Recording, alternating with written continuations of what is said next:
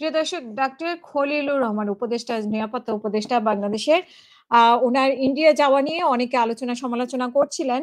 India যাওয়ার পরে অজিত দোভালের সাথে সাক্ষাৎ হবে কিনা সেটা নিয়েও অনেক আলোচনা সমালোচনা হচ্ছিল। কিন্তু শেষ পর্যন্ত অজিত দোভালের সাথে ডক্টর খলিলুর রহমানের সাক্ষাৎ হয়েছে এবং বৈঠক হয়েছে। ভারতের রাজধানী নয়াদিল্লিতে বাংলাদেশের জাতীয় নিরাপত্তা উপদেষ্টা ডক্টর খলিলুর রহমান ও ভারতের জাতীয় নিরাপত্তা উপদেষ্টা অজিত দোভালের দ্বিপাক্ষিক বৈঠক অনুষ্ঠিত হয়েছে। বুধবার দিল্লিতে বাংলাদেশ হাইকমিশনের এক সংবাদ বিজ্ঞপ্তিতে এই তথ্য জানানো হয়। এই সময় খলিলুর রহমান সুবিধাজনক সময়ে বাংলাদেশ সফরের জন্য ভারতের জাতীয় নিরাপত্তা উপদেষ্টা অজিত দোভালকে আনুষ্ঠানিকভাবে আমন্ত্রণ জানিয়েছেন। সপ্তম কলম্বো সিকিউরিটি কমপ্লেক্সের এনএস এর স্তরের বৈঠকে অংশ নিতে ডক্টর খলিলুরের নেতৃত্বে একটি প্রতিনিধি দল বাংলাদেশ বর্তমানে ভারতে অবস্থান করছে। এই সফরকে ঘিরে অজিত দোভালের সঙ্গে তাদের এই সৌজন্য সাক্ষাৎ ও বৈঠক অনুষ্ঠিত হয়েছে।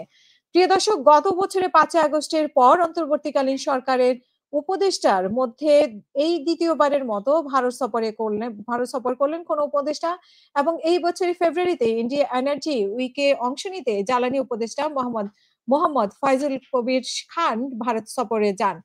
এই সফরকে ঘিরে বাংলাদেশের সাথে ভারতের সম্পর্কের কোনো উন্নয়ন হবে কিনা এমনটাও চিন্তা ভাবনা করছেন, যেহেতু শেখ হাসিনার রায় হয়েছে এবং ভারতের সাথে এক ধরনের সম্পর্কের টানাপোড়েন চলছে। ঠিক এই মুহূর্তে আমাদের নিরাপত্তা উপদেষ্টা ভারতে গিয়েছেন এবং সেখানে অজিত দোভালের সাথে সেখানকার ভারতের নিরাপত্তা উপদেষ্টা অজিত দোভালের সাথে যেহেতু সাক্ষাৎ হয়েছে, সেইখানে সম্পর্কের ব্যাপারে আসলে কোনো উন্নয়ন হতে পারে কিনা এবং যেভাবে শেখ হাসিনাকে ফেরত চাওয়া হয়েছে সেসব ব্যাপারে কোনো আলাপ হয়েছে কিনা, যদিও বিস্তারিত এই তথ্যের মধ্যে জানানো হয়নি। আমরা হয়তো আরো বিস্তারিত জানতে পারবো, তখন আপনাদের সাথে শেয়ার করব। প্রিয় দর্শক, এটা আসলেই একটি চমৎকার বৈঠক এবং এই বৈঠকে ২ দেশের মধ্যে সম্পর্কের কিছুটা হলেও উন্নতি হতে পারে বলে অনেকেরই ধারণা।